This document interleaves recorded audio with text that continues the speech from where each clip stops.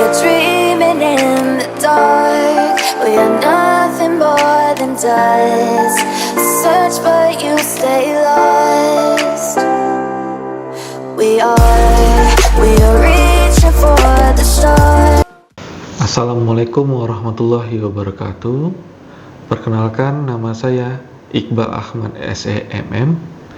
Saya merupakan salah satu dosen di Prodi Manajemen pada Fakultas Ekonomi dan Bisnis Universitas Muhammadiyah Riau dengan NIDN 10090190002. Pada kesempatan kali ini, izinkan saya menyampaikan pernyataan diri dosen dalam unjuk kerja Tridharma Perguruan Tinggi atau PDD UKT-PT bidang pengajaran. Tujuan pemaparan ini adalah sebagai salah satu syarat untuk mengikuti sertifikasi dosen tahun 2023. Pada kesempatan kali ini, saya akan menjabarkan salah satu mata kuliah yang saya ampu, yaitu pemasaran digital yang berbobot 3 SKS. Pemasaran digital merupakan mata kuliah yang wajib diambil oleh mahasiswa Prodi Manajemen pada semester 7. Mata kuliah ini merupakan mata kuliah konsentrasi manajemen pemasaran. Deskripsi mata kuliah pemasaran digital secara umum adalah pemasaran digital telah lama berkembang dalam lingkup internasional sebagai salah satu metode pemasaran alternatif dari suatu produk atau layanan. Pemasaran digital akan mengubah kegiatan pemasaran dan memangkas biaya operasional untuk kegiatan komersial. Kemudian, ada 4 capaian pembelajaran pada mata kuliah ini. Yang pertama, bagaimana mengaitkan keterkaitan hubungan pemasaran dan perkembangan ilmu pemasaran dalam pemasaran digital. Yang kedua, bagaimana menjelaskan, mengidentifikasikan, dan menyimpulkan persaingan di era digital. Yang ketiga, dapat menyimpulkan, mendemonstrasikan, dan mengevaluasi jenis-jenis pemasaran digital. Yang keempat, bagaimana menguasai perkembangan teknologi yang sedang berkembang untuk menunjang peningkatan usaha secara efektif dan efisien. Kemudian, ada 9 pokok pembahasan pada mata kuliah ini. Yang pertama, deskripsi mata kuliah. Yang kedua, ruang lingkup pemasaran digital. Yang ketiga, mengaitkan keterkaitan hubungan pemasaran dan perkembangan ilmu pemasaran dalam pemasaran digital. Yang keempat, menganalisa tahapan-tahapan perilaku konsumen pada pembelian daring. Yang kelima, merinci dan memahami bagaimana persaingan di era digital secara global maupun nasional. Yang keenam, mendiferensiasikan jenis-jenis iklan digital. Yang ketujuh, membandingkan dan memahami fungsi search engine marketing dan search engine optimization. Yang kedelapan, membandingkan dan memahami tentang mobile marketing dan content marketing. Dan yang kesembilan, merinci dan memahami berbagai macam alat pembayaran digital. Metode pembelajaran pada mata kuliah ini menggunakan pendekatan student-centered learning atau SCL dengan model discovery learning dan small group discussion learning. Untuk sistem penilaian komponen penilaian dibagi menjadi tugas 35%, ujian tengah semester atau UTS 25%, ujian akhir semester 35%, dan partisipasi 5%. Sekian pemaparan dari saya. Berikut akan saya sajikan rekaman video micro teaching pembelajaran tentang perilaku konsumen pada pembelian daring pada mata kuliah pemasaran digital.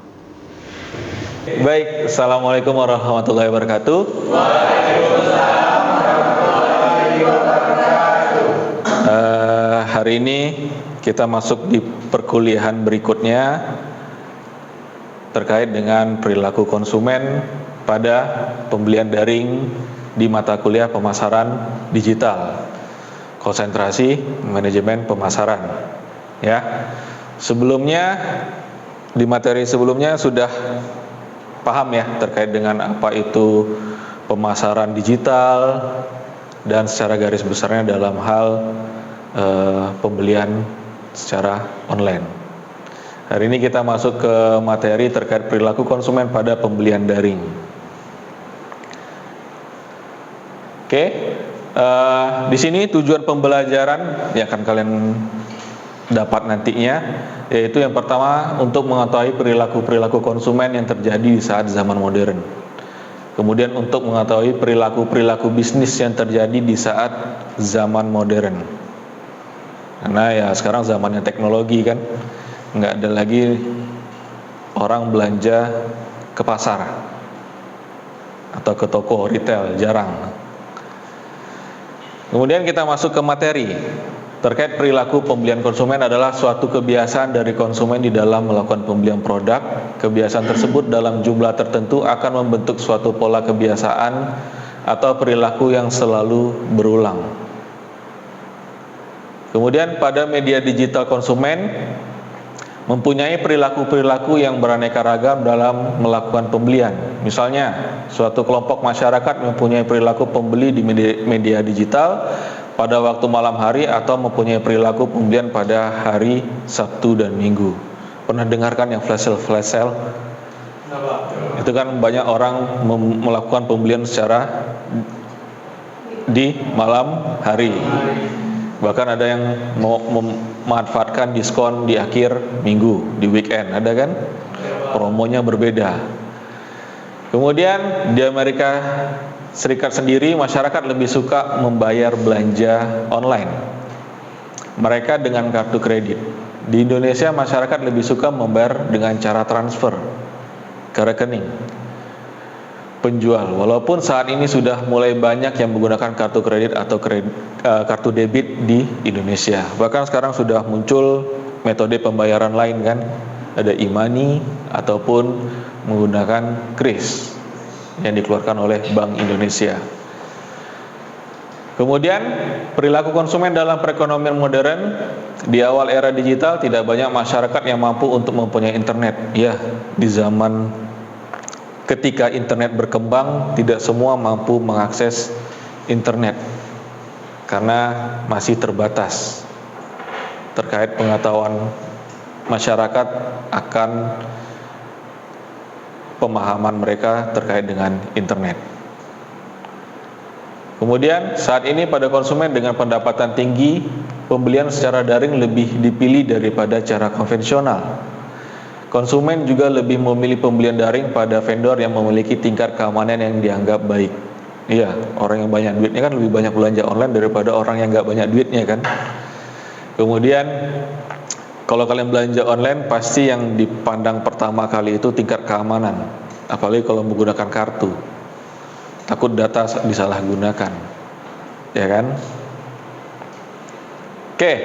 Kemudian ini perilaku konsumen dalam perekonomian modern. Sikap dan perilaku konsumen di dalam melakukan transaksi pembelian menunjukkan kepercayaan konsumen terhadap transaksi perdagangan di internet. Semakin banyak transaksi yang terjadi akan menunjukkan bahwa konsumen semakin percaya terhadap transaksi tersebut. Kemudian pada perekonomian modern saat ini, perilaku bisnis para produsen juga mau tidak mau mengikuti era digital. Yaitu tadi saya bilang, tidak ada lagi orang yang atau sedikit orang yang belanja secara offline atau secara konvensional. Semua mau serba praktis melalui media digital. Kemudian perusahaan harus melakukan perubahan-perubahan untuk mengantisipasi perkembangan dunia internet. Perubahan-perubahan perilaku tersebut antara lain. Yang pertama, perusahaan harus menyediakan fasilitas teknologi digital, yaitu internet, dan software pendukung misalnya komputer, software, desain grafis, kamera digital, dan lain-lain untuk ikut bersaing di dalam pemasaran digital. Karena kalau dalam pemasaran digital, semakin kreatif konten yang diberikan, maka itu akan membuat semakin banyak orang tertarik menggunakan atau membeli produk tersebut. Jarang kan ada lihat iklan atau konten marketingnya itu biasa-biasa saja. Macam-macam kan, kreativitas masing-masing iklan. Kemudian perusahaan juga mulai mendidik dan melatih SDM perusahaan untuk dapat menggunakan dan memanfaatkan teknologi digital ini, perusahaan dapat mengirimkan SDM bagian pemasaran untuk mengikuti berbagai program training teknologi digital. Sekarang banyak terkait dengan pelatihan-pelatihan membuat konten marketing di luar sana. Kemudian perusahaan memanfaatkan suatu website sebagai sarana informasi dan saluran penjualan baru yang mampu menembus batasan geografi yang jauh dan sulit. Ya, dengan adanya digital, orang yang di daerah terpencil semua dapat akses informasi terkait produk yang mau mereka beli. Kan itu fungsi digital. Kemudian perusahaan mulai mengalihkan materi informasi produk dari brosur konvensional ke dalam website. Sudah minim sekarang orang melakukan sebar-sebar brosur, memberikan brosur-brosur kepada konsumen. Sekarang sudah main iklan di media sosial ataupun media-media lainnya, TV dan lain-lain. Oke, perusahaan dapat mengumpulkan dan melakukan riset pasar lebih banyak terhadap pasar, pelanggan, calon pelanggan, dan pesaing. Ya, mereka dapat data pelanggan ini mau apa, lebih banyak dominan membeli produk apa, kemudian lebih banyak tahu produk mereka dari mana. Perusahaan bisa tahu itu. Kemudian manfaat website bagi perusahaan, mengetahui jumlah pengunjung website baik harian, mingguan, bulanan, atau tahunan, mengetahui kategori produk apa saja yang sering dilihat oleh pengunjung website dan kategori produk yang jarang dilihat. Yang ketiga, mengetahui produk-produk apa saja yang sering dibeli pengunjung. Dan yang keempat, mengetahui rata-rata harga produk yang sering dibeli. Sekarang pukul 14:02. Jadi, misalkan suatu produk seberapa sering orang melihat produk yang mereka tawarkan di internet. Semakin banyak berarti orang akan tertarik kan membeli produk tersebut. Sekarang kemudian pukul yang kelima, 14:02. mengetahui informasi produk-produk yang kurang jelas bagi pengunjung karena menimbulkan banyak pertanyaan dari pengunjung. Bagi perusahaan yang menyediakan form data pengunjung atau mewajibkan pengunjung untuk melakukan pendaftaran registrasi. Kemudian di sini ada proses belanja konsumen daring. Proses belanja konsumen daring mencakup beberapa kegiatan. Yang pertama, pasti dia mencari produk yang ingin dibeli. Kemudian memilih produk itu cocok atau tidak. Setelah itu baru melakukan pembelian. Nanti ada penggunaan ini biasanya kalau kita dalam hal belanja online itu ada namanya rating dari sebuah produk. Kalau kita belanja online kan dasar kita itu, semakin tinggi rating yang diberikan berarti semakin tinggi atau semakin bagus produk yang dibeli, serta evaluasi produk dari masing-masing pembeli atau konsumen. Oke, sampai sini ada yang bertanyakan? Assalamualaikum warahmatullahi wabarakatuh. Waalaikumsalam warahmatullahi wabarakatuh. Di dalam digital marketing kan itu ada beberapa e-commerce. Salah satunya ada Instagram, Lazada, dan Shopee. Apakah di dalam menu pencarian di Explore itu sudah bisa dikatakan digital marketing kalau kita mencari sesuatu di dalam media e-commerce tersebut? Dan bagaimana kita tahu apakah pembeli itu merasa puas dan di dalam digital marketing ini apakah sudah cukup relationship saja yang kita andalkan untuk mengetahui produk kita ini sudah puas dimiliki oleh konsumen? Oke, baik. Sebenarnya kalau dalam hal Instagram, apalagi Lazada dan lain-lain, itu biasanya sudah merangkum semua lah terkait dengan kepuasan dari sekarang pukul 14:05. Semakin banyak orang mengunjungi, anggaplah konten tersebut, berarti semakin banyak orang yang tertarik kan menggunakan atau ingin tahu terkait dengan produk tersebut. Mungkin itu. Ada lagi? Saya, Pak. Assalamualaikum warahmatullahi wabarakatuh. Waalaikumsalam. Bisakah Bapak jelaskan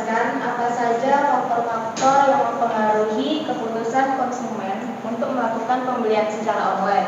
Dan apakah pemasaran digital juga memiliki peluang dalam memasarkan produk-produk tersebut? Sekarang pukul 14 Oke, lewat yang 5. pertama tadi faktor-faktor yang mempengaruhi Keputusan konsumen untuk melakukan pembelian secara online. pasti yang pertama itu faktor diskon. Kemudian promosi dan harga dan efektivitasnya. Jadi praktisnya lah ibaratnya. Sekarang kan konsumen itu maunya praktis, tidak mau ribet, tidak mau datang ke toko. Apalagi kalau kita belanja online itu banyak diskonnya kan daripada kita belanja yang offline.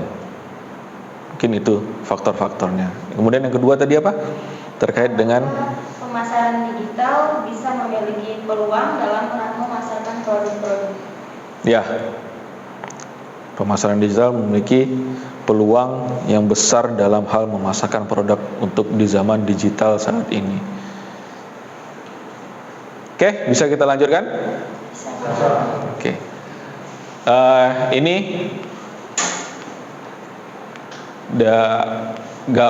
bagan atau chart dari konsumen secara daring. Mereka tahu produk itu dari mana? Kebanyakan dari e-worm kan, electronic word of mouth. Kemudian mereka melakukan pemilihan produk, baru melakukan pembelian, penggunaan dan evaluasi. Kemudian mereka cari produk itu melalui search engine atau melalui Google. Kemudian ada melalui blog atau website dan lain-lain, ada forum diskusi dan referensi. Tapi kebanyakan saat ini di zaman digital, semua produk itu diketahui dari e-worm, electronic word of mouth. Kemudian ini ada perilaku rasional dan irasional.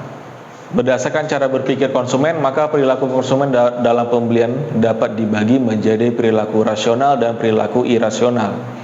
Pada media digital, perilaku rasional konsumen akan mendorong konsumen untuk membeli produk berdasarkan kebutuhan dan produk tersebut akan memberikan manfaat yang optimal bagi konsumen. Ini kalau perilaku konsumen secara rasional. Kalau irasional biasanya lebih cepat tertarik pada iklan atau promosi menarik. Jadi mereka nggak memandang produknya itu apa sih produknya, bagus nggak, ada nggak manfaatnya. Mereka lebih terpengaruh dengan iklan dan promosi. Jadi nggak terpengaruh dari produknya seperti apa sih, manfaat nggak untuk kita. Itu. Oke, baik. Dari materi yang saya berikan sudah paham? Ada yang bisa menyimpulkan terkait materi yang telah saya berikan tadi? Saya, Pak. Oke, silakan. Assalamualaikum warahmatullahi wabarakatuh. Waalaikumsalam. Dari materi pada hari ini mengenai perilaku konsumen dalam pembelian digital, kesimpulan yang saya dapat yaitu di era digital ini konsumen lebih gemar atau cenderung lebih memilih berbelanja di marketplace atau secara online, yang mana sudah memiliki fitur layanan yang sama, baik dari segi pelayanan, keamanan, cara transaksi atau pembayaran, bahkan pengiriman. Jadi konsumen akan lebih mudah memenuhi kebutuhan mereka tanpa harus repot-repot kesana kemari ke toko karena sudah lebih mudah dengan adanya online atau digital ini. Dan selain itu, bagi perusahaan sendiri, digital ini juga membuat banyak perusahaan lebih semangat atau untuk membangun reputasi atau pamor untuk menarik konsumennya sehingga mungkin lebih mendapatkan keuntungan lebih dari sistem digital ini.